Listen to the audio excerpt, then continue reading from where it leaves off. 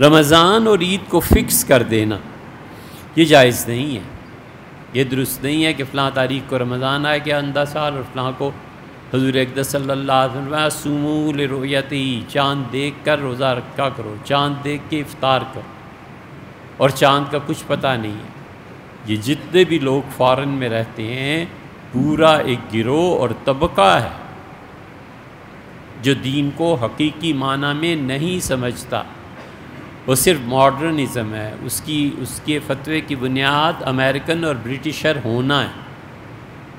4 حوالے نہیں دے سکتا کتابوں کے، لیکن دل میں ایک بات بیٹھ گئی ہے کہ سعودیہ سٹینڈرڈ ہے۔ سٹینڈرڈ کیا ہے؟ کہتے ہیں سعودیہ ہے۔ سٹینڈرڈ کیا ہے؟ جدید سائنسی تحقیقات ہے۔ سٹینڈرڈ کیا ہے؟ کتاب و سنت ہے۔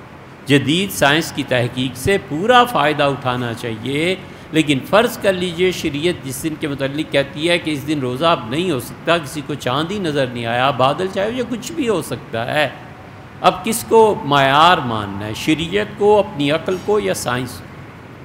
اس لیے درست نہیں ہے۔